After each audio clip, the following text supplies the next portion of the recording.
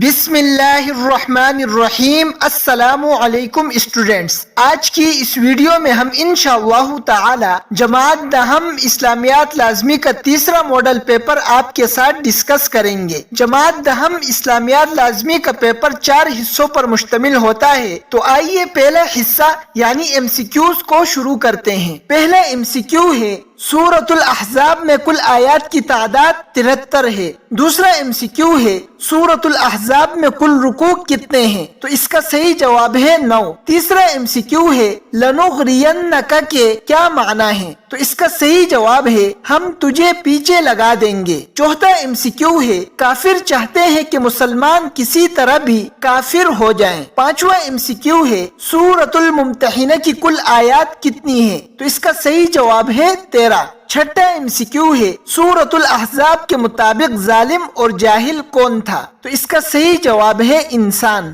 ساتواں M C کیو ہے نماز دین کا ستون ہے۔ آٹھواں ایم سی کیو ہے عیدین کے دن غسل مسنون ہے۔ نواں ایم سی کیو ہے عائلی زندگی سے مراد ہے خاندانی زندگی۔ 10واں ایم سی کیو ہے طہارت میں کتنی چیزیں شامل ہیں؟ تو اس کا صحیح جواب ہے 2، وضو اور غسل۔ ڈیئر اسٹوڈینٹس، اب اس پیپر کا دوسرا حصہ یعنی مختصر سوالات کے جوابات کی طرف چلتے ہیں۔ پہلا مختصر سوال ہے سورۃ الاحزاب میں رسول اللہ صلی اللہ علیہ وسلم کے ہاں کھانے کی دعوت پر آنے والوں کو کن آداب کی تعلیم دی گئی ہے؟ تو اس کا جواب ہے سورۃ الاحزاب میں اہل ایمان کو کہا گیا ہے کہ مومنوں، نبی کریم صلی اللہ علیہ وسلم کے گھروں میں کھانے کی اجازت کے بغیر نہ جایا کرو۔ جب تمہاری دعوت کی جائے تو وہاں جا کر کھانا کھاتے ہی باتوں میں جی مت لگاؤ، بلکہ وہاں سے چلے آؤ، اور جب کوئی چیز نبی صلی اللہ علیہ وسلم کی بیویوں سے مانگنی ہو تو پردے کے پیچھے سے مانگو، اور نبی صلی اللہ علیہ وسلم کی بیویوں سے نبی صلی اللہ علیہ وسلم کی وفات کے بعد نکاح بھی مت کرو، کیونکہ وہ امت کی مائیں ہیں۔ دوسرا سوال چوائس میں ہے قولوا قولا سدیدا کا مفہوم مختصراً بیان کریں اور ہمارے لیے اس میں کیا رہنمائی ہے؟ تو اس کا جواب ہے قولوا قولا سدیدا کا مطلب ہے سیدھی بات کرو۔ اس میں ہمارے لیے یہ رہنمائی ہے کہ ہمیشہ سچ بولا جائے اور جھوٹ سے پرہیز کیا جائے،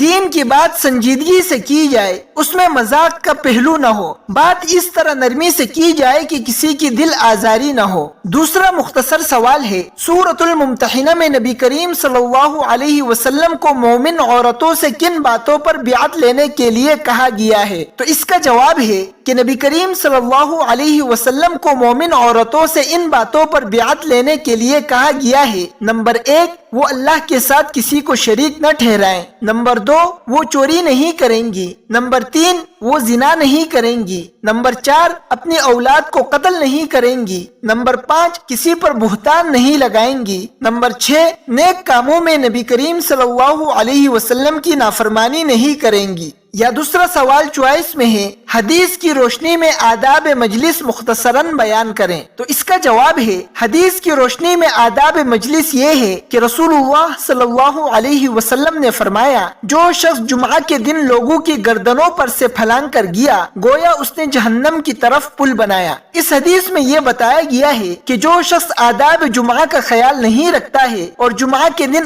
آداب مجلس کا خیال نہیں رکھتا ہے تو گویا کہ وہ جہنم کی طرف پل بناتا ہے۔ اس حدیث میں ہمارے لیے سبق یہ ہے کہ جب جمعہ کا خطبہ ہو رہا ہو تو بعد میں آنے والے پہلے سے بیٹھے ہوئے لوگوں کی گردنوں کو پھلانگ کر آگے نہ جائیں، کیونکہ یہ بات آداب مجلس کے خلاف ہے اور پہلے سے بیٹھے ہوئے لوگوں کے احترام کے بھی خلاف ہے۔ لہٰذا ہمیں چاہیے کہ جب جمعہ کا خطبہ چل رہا ہو تو اسے خاموشی سے سنیں اور جہاں جگہ مل جائے وہیں بیٹھ جائیں۔ تیسرا مختصر سوال ہے حدیث کی روشنی میں روزہ دار کے لیے بیان کردہ 2 خوشیاں تحریر کریں۔ تو اس کا جواب ہے رسول اللہ صلی اللہ علیہ وسلم نے فرمایا روزہ دار کے لیے 2 خوشیاں ہیں، ایک خوشی اس کے افطار کے وقت اور ایک خوشی اپنے رب سے ملاقات کے وقت۔ یا چوائس میں دوسرا سوال ہے اللہ تعالیٰ کی عطا کردہ نعمتوں پر شکر کرنے کے کوئی سے 3 طریقے مختصراً تحریر کیجیے۔ تو اس کا جواب ہے اللہ تعالیٰ کی عطا کردہ نعمتوں پر شکر ادا کرنے کے 3 طریقے ہیں۔ نمبر 1 قولی یعنی زبان سے کلمات تشکر ادا کرنا۔ نمبر 2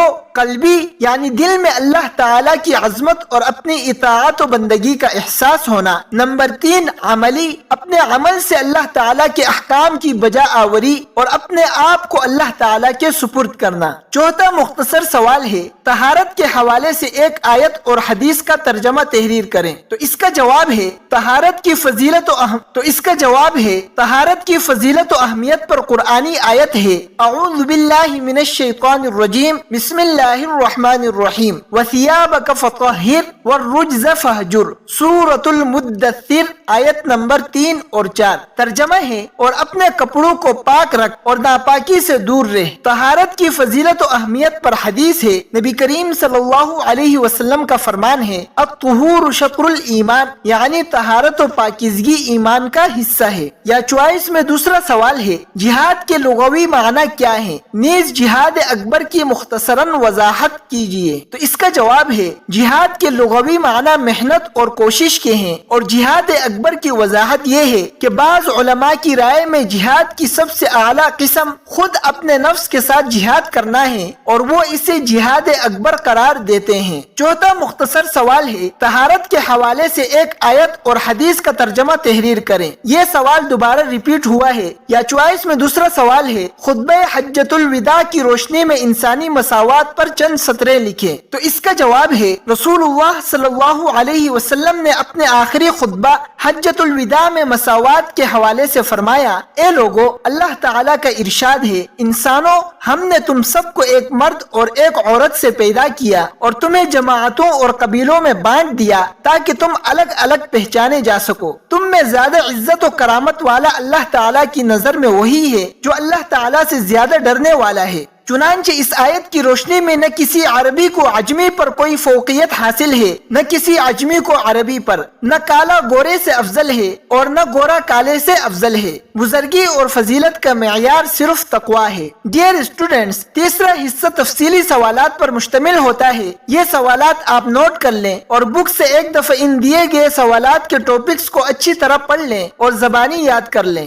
سوال نمبر 3 یہ تفصیلی سوال ہے، عائلی زندگی سے کیا مراد ہے؟ اس کی کیا اہمیت ہے؟ قرآن و حدیث کی روشنی میں بسط و شرح کے ساتھ جواب تحریر کریں۔ یا چوائس میں دوسرا تفصیلی سوال ہے، ہجرت سے کیا مراد ہے؟ نیز ہجرت کرنے والوں کے بارے میں سورۃ النحل میں کیا بشارتیں دی گئی ہیں؟ تفصیلاً لکھیں۔ سوال نمبر 4 ہے، طہارت و جسمانی صفائی پر شریعت کی روشنی میں ایک جامع نوٹ لکھیں۔ یا چوائس میں دوسرا تفصیلی سوال ہے، خطبہ حجۃ الوداع کی روشنی میں عورتوں کے حقوق اور ان کے فرائض تحریر کیجیے۔ ڈیئر اسٹوڈنٹس، اب حصہ چہارم کی طرف چلتے ہیں جو سورۃ الاحزاب اور سورۃ الممتحنہ کی آیات اور حدیث کا ترجمہ و تشریح اور عملی زندگی سے تعلق پر مشتمل ہے۔ پہلی آیت ہے، اعوذ باللہ من الشیطان الرجیم، بسم اللہ الرحمن الرحیم، النبی اولی بالمؤمنین من انفسهم وازواجہ امہاتہم واولو الارحام بعضهم اولی ببعض فی کتاب اللہ من المؤمنین والمہاجرین الا ان تفعلوا الى اولیائکم معروفا کان ذلک فی الکتاب مسطورا۔ ترجمہ ہے، نبی صلی اللہ علیہ وسلم مومنوں پر ان کی جانوں سے بھی زیادہ حق رکھتے ہیں، اور پیغمبر کی بیویاں ان کی مائیں ہیں، اور خونی رشتہ دار آپس میں کتاب اللہ کی روح سے مسلمانوں اور مہاجروں سے ایک دوسرے کے میراث کے زیادہ حقدار ہیں، مگر یہ کہ تم اپنے دوستوں سے احسان کرنا چاہو تو اور بات ہے۔ یہ حکم کتاب یعنی قرآن میں لکھ دیا گیا ہے۔ دوسری آیت ہے، یا ایھا الذین آمنوا اذکروا نعمت اللہ علیکم اذ جاءتکم جنود فارسلنا علیہم ریحا وجنودا لم تروها وکان اللہ بما تعملون بصیرا۔ ترجمہ ہے، اے ایمان والو، اللہ تعالیٰ کی اس مہربانی کو یاد کرو جو اس نے تم پر اس وقت کی جب فوجیں تم پر حملہ کرنے کو آئیں، تو ہم نے ان پر ہوا بھیجی اور ایسے لشکر نازل کیے جن کو تم دیکھ نہیں سکتے تھے، اور جو کام تم کرتے ہو خدا ان کو دیکھ رہا ہے۔ تیسری آیت ہے، لقد کان لکم فی رسول اللہ اسوۃ حسنۃ لمن کان یرجو اللہ والیوم الآخر وذکر اللہ کثیرا۔ ترجمہ ہے یقیناً تمہارے لیے رسول اللہ صلی اللہ علیہ وسلم کی زندگی میں بہترین نمونہ موجود ہے اس شخص کے لیے جو اللہ اور روز قیامت کے آنے کی امید رکھتا ہو اور اللہ کو بہت زیادہ یاد کرتا ہو۔ چوتھی آیت ہے یا ایھا الذین آمنوا لا تکونوا کالذین آذوا موسیٰ فبرأہ اللہ مما قالوا وکان عند اللہ وجیہا۔ ترجمہ ہے اے ایمان والو، ان لوگوں کی طرح نہ ہونا جنہوں نے حضرت موسیٰ علیہ السلام پر عیب لگا کر تکلیف پہنچائی تو خدا نے ان کو بے عیب ثابت کر دیا اس سے جو انہوں نے کہا تھا، اور اللہ کے نزدیک وہ بڑے عزت والے تھے۔ پانچویں آیت ہے لا ینہاکم اللہ عن الذین لم یقاتلوکم فی الدین ولم یخرجوکم من دیارکم ان تبروہم وتقسطوا الیہم ان اللہ یحب المقسطین۔ ترجمہ ہے جن لوگوں نے تم سے دین کے معاملے میں جنگ نہیں کی اور نہ تم کو تمہارے گھروں سے نکالا، ان کے ساتھ بلائی اور انصاف کا سلوک کرنے سے اللہ تم کو منع نہیں کرتا ہے، بے شک اللہ تعالیٰ تو انصاف کرنے والوں کو پسند فرماتے ہیں۔ ڈیئر اسٹوڈنٹس، سوال نمبر 6 حدیث کا ترجمہ تشریح اور عملی زندگی سے تعلق پر مشتمل ہے۔ پہلی حدیث ہے اذا قلت لصاحبک یوم الجمعۃ انصت والامام یخطب فقد لغوت۔ ترجمہ ہے جب تم نے جمعہ کے دن اپنے ساتھی سے یہ کہا خاموش ہو جاؤ جبکہ امام خطبہ دے رہا ہو تو تم نے فضول بات کی۔ اس حدیث کا ہماری عملی زندگی سے تعلق یہ ہے کہ علم کی کوئی بھی بات ہو تو اسے خاموشی اور توجہ سے سننی چاہیے، خصوصاً جب جمعہ کا خطبہ چل رہا ہو۔ لہٰذا ہمیں چاہیے کہ ہم جمعہ کا خطبہ غور سے سنیں۔ خطبہ کے دوران کسی کو سلام کرنا یا سلام کا جواب دینا یا باتیں کرنا، ان تمام چیزوں سے پرہیز کرنا چاہیے۔ یا چوائس میں دوسری حدیث ہے کلکم راع وکلکم مسئول عن رعیتہ۔ ترجمہ ہے تم میں سے ہر ایک نگہبان ہے اور تم میں سے ہر ایک اپنی رعیت کے بارے میں جواب دہ ہے۔ اس حدیث کا ہماری عملی زندگی سے تعلق یہ ہے کہ اگر ہم میں سے ہر فرد اپنی ذمہ داری کو پورا کرے تو ہمارا معاشرہ امن اور سلامتی کا گہوارہ بن سکتا ہے، اور ہم میں سے ہر شخص اپنی ذمہ داریوں کو پورا کر کے دنیا و آخرت میں کامیاب ہو سکتا ہے۔ ڈیئر اسٹوڈنٹس، اس ویڈیو میں تیسرا ماڈل پیپر آپ کی خدمت میں بیان کیا گیا ہے۔ انشاءاللہ تعالی اگلی ویڈیو میں چوتھا ماڈل پیپر آپ کے ساتھ شیئر کریں گے۔ اگر آپ نے جماعت دہم اسلامیات لازمی کا پہلا اور دوسرا ماڈل پیپر والی ویڈیو نہیں دیکھی ہے تو اس کا لنک ڈسکرپشن میں موجود ہے، وہاں جا کر ضرور دیکھیے گا۔ تب تک کے لیے ہمیں اجازت دیجیے، ملتے ہیں اگلی ویڈیو میں، اپنا خیال رکھیے گا، اللہ حافظ۔